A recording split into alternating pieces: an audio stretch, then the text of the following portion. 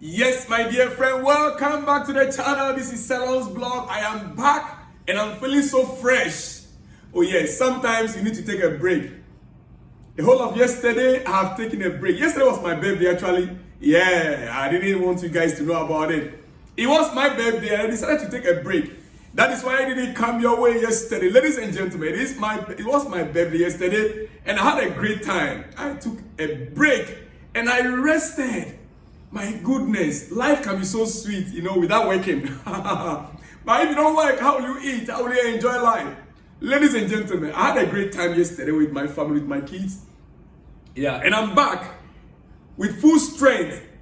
Yes, sometimes a little break can re-energize you. And so I am back now fully stronger than ever. And we are about to kickstart. We are still in the transfer market in some other parts of the world. Yes, and right now we are starting first of all from Cobham. Cobham, that is Chelsea's training ground. Chelsea's training, ground. For those of you that are not very familiar with Cobham, there you are with a picture of Cobham on your screen, ladies and gentlemen. Yes, that is our training ground, our training facility. When they say Cobham, that is how it looks like.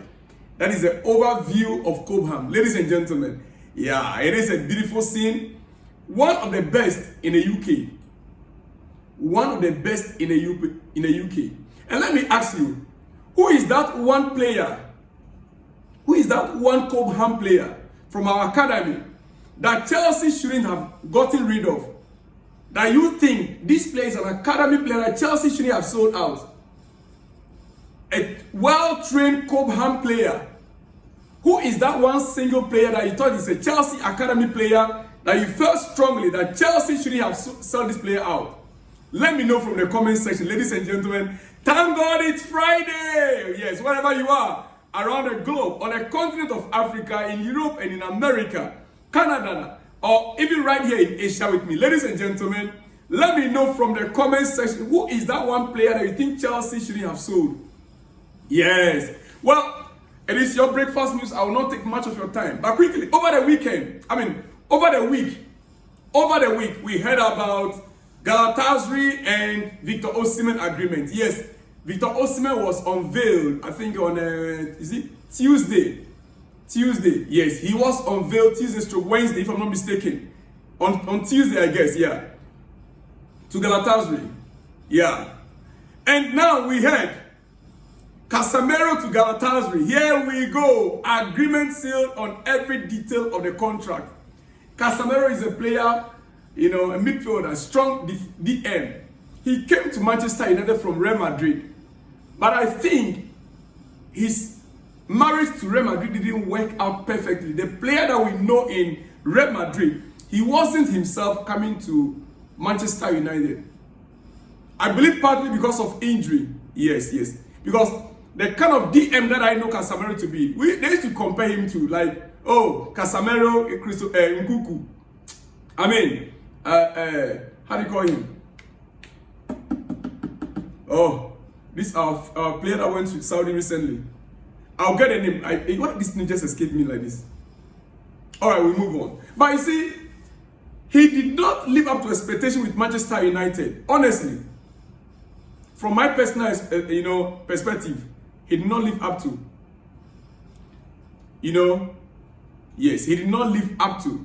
But he's now left Manchester United and he's signed a new deal with Galatasaray. Galatasaray are really preparing to face Jose Mourinho Fenerbahce this season. Oh my goodness, the kind of player they are signing in addition to Victor Osimhen. Well, for those of you who have not seen the picture, that's Victor Osimhen right there with Galatasaray jersey after the unveiling, ladies and gentlemen. And Casemiro's salary is around 15 million plus add-ons. Yes, 15 million euro plus add-ons. Contract until June 2026. Wow. 2 years contract until June 2026 for Casemiro. 15 million euros. My goodness. These Turkish clubs can also give huge salary. I never knew that. I thought it's only the Saudis. Oh. Well, ladies and gentlemen, if you're a Ghanaian fan, one of my own, Ernest Nyama broke down in floods of tears during his Fulham medical on the final day of the transfer window I can't believe it. He broke down in tears, having medicals with Fulham. He didn't want to leave Lyon. And Neymar didn't want to leave Lyon. Lyon in a French league. And felt he was being forced out against his will. So he fled and vanished before his move could be completed. My goodness. Not even his agent could locate him, meaning the move was abandoned.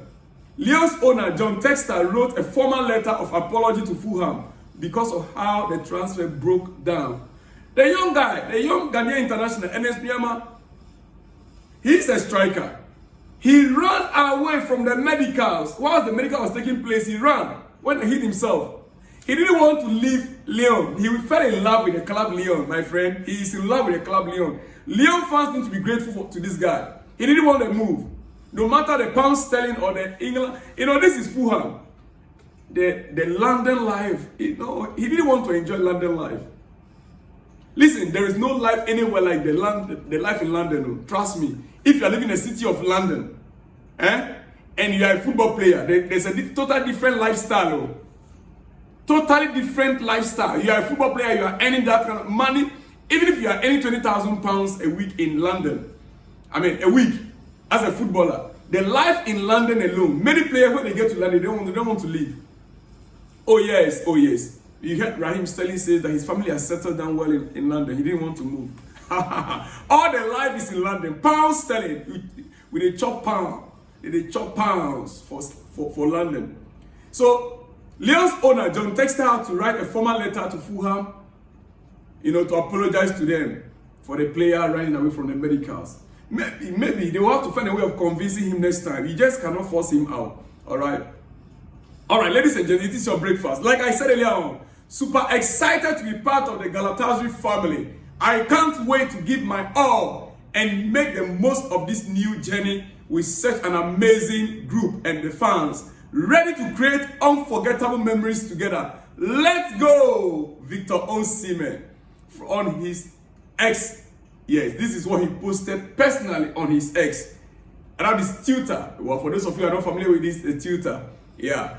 Coming from Victor Osimhen on his X. Excited to be with Galatasaray for one season. Yes, he said he is ready to create unforgettable memories together. Let's go, Victor Osimhen, VO. Yeah, ladies and gentlemen, and on that note, let me also confirm that he is back in Nigeria. He joined the Super Eagles camp. There you are with a little video right on your screen. He joined the Super Eagles camp, shaking the hands of his fellow teammates right there in Super Eagles camp. I hope that this time around Nigeria will make us proud in this qualifiers. My country, Ghana, disappointed us yesterday. I will come to that pretty soon. Well, Chelsea confirmed our squad for next stage of Conference League. We've confirmed our squad for the next stage of the Conference League. Yes, but Wesley Fofana, Cole Palmer, and Romeo Lavia have been left out of the squad. Decision taken due to load management as Chelsea season could go on until July 2025 with Clubs World Cup 2. Chelsea are participating in the Club World Cup this year, which will end in July 2025. So we try to manage some of the players, especially the injury-prone players, Wesley Fofana and Romeo Lavia, for instance. But Cole Palmer, maybe because of some other important games that he'll be playing, they try to manage him, and therefore he's been excluded from our squad. I'll shortly give you the list of players that Chelsea has registered for the 2024-2025 Conference League. All right. Ladies and gentlemen, Ghana 0, Angola 1. It ended at the Baba Yara Sports Stadium. AFCON qualifiers. Ghana 0, Angola 1. Yes, I know, I understand. You will tell me Angola is not an easy team to break down. Yes, I understand. But ladies and gentlemen, home advantage. We had the home advantage, and the squad we had, there shouldn't be any more excuses in a section of our pitch. In a section of our football pitch, Ghanaian authorities, the government of Ghana, what are we doing? Listen, To the extent, the Angola coach had this to say. I'm sorry, I'm still sweating. The ACs are on, but I'm still sweating. I need to on more. You see, Angola coach even had to speak on the standard of Ghanaian pitch. But you see, one thing that marvels me, in the Premier League, you will see Jordan Ayew performing, and you will see Mohamed Kudus performing. You will see Thomas Partey performing for Arsenal, and you'll be like, whoa, if this guy should join the national team. You will see Mohamed Salah performing well for Liverpool. You say, wow. But when these guys go to their native country, their national teams, you don't see the same Jordan Ayew performing as as you see in Crystal Palace now with Leicester, right? Mohamed Kudus with West Ham, we've seen it even this season against Man City. We saw it. I mean, we saw why if they come to the national team, it becomes a different story altogether.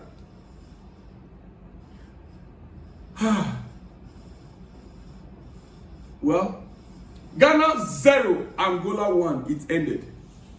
It ended. Yes, it ended.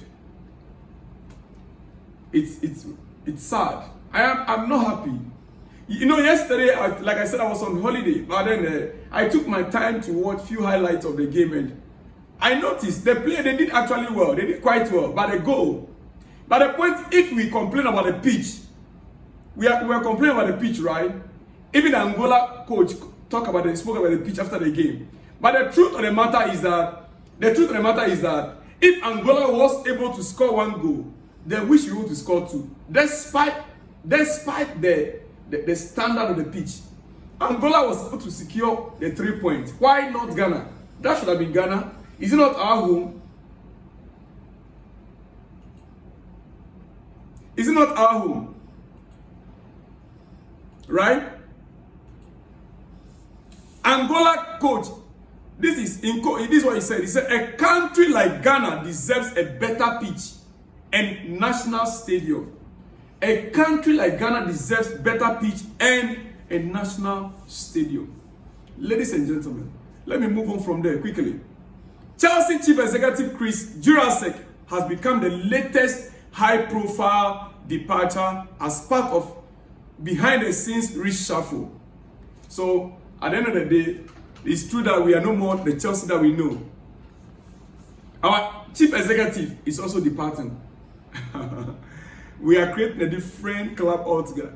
I'm just praying and hoping that very soon these owners will not come back and tell us we are no more called Chelsea. We are now called the American Club of United Kingdom.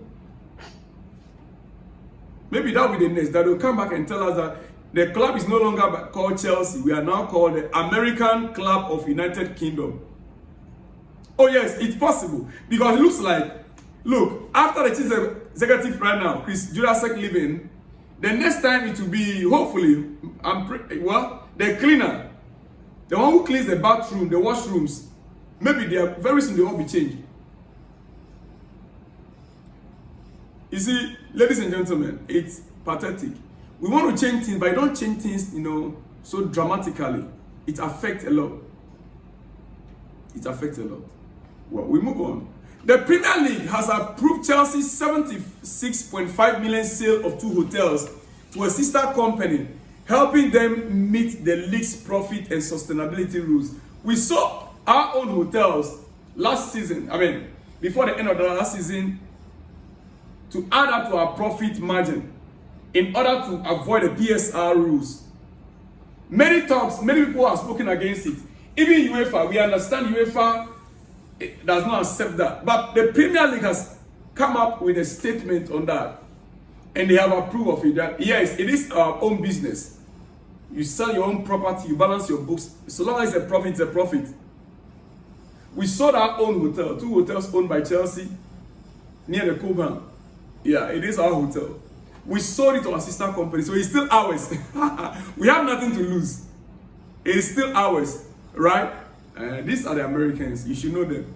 So the Premier League has approved Chelsea's 76.5 million sale of 2 hotels to a sister company, helping them to meet the league's profit and sustainability rules. Ladies and gentlemen, on that note, let me quickly go to my final Yeah. Chelsea's Conference League squad. Chelsea's Conference League squad list. Yes. We are in a Conference League and we've selected. Wait a minute. Chelsea registered only 24 players this season. We had up to 20. We could register up to 27. But currently we registered only 24 players for the Premier League this season. Now, with the Conference League, this is the list. Goalkeepers Sanchez, Jorgensen, and Beckstrom. They are the players, the goalkeepers registered for the Conference League this season. Defenders, Disasi, Makukrela, Tosin, Badiashile, Rhys James. Yeah, we are hoping Rhys James get fit, so we're registering for the Conference League. Malo Gusto, Viega, Levi Cowell, and Achampo, my own Achampo, registered as part of the Conference League. Oh, I'm surprised. Thank God that Achampo is in the first team league. Wow. He is in the first team. That's great. That's great. Cowell, Achampo, yeah, those are defenders. Midfielders, Enzo Fernandez, Madueke, Chukwuemeka. Yeah, I'm happy to see Chukwuemeka right there in the list as well. Christopher Nkuku, Jordan Sancho was able to make it. Jordan Sancho, Dewsbury Hall, Casado. Casada is another player I'm happy he's part of the first team squad. Not on loan. He is part of the first team squad. Enzo Maresca, you have done well. I appreciate the players you added. For you to add Casada, add Achampo, and who else? Chukwuemeka. I'm very, very happy. I'm very, very happy. I'm very, very happy. Oh, we also add George. Oh, that's very great. And then who is Dia? Dia should be from Academy, right? I have no idea who this Dia is. All right, then the forward, we have Neto, Modric, Felix, Jackson, and Gray. These are the players for our Conference League. Neto, Modric, Felix, Jackson, and Gray. It's complete. Who else do you wish the coach could have added on the Conference League squad?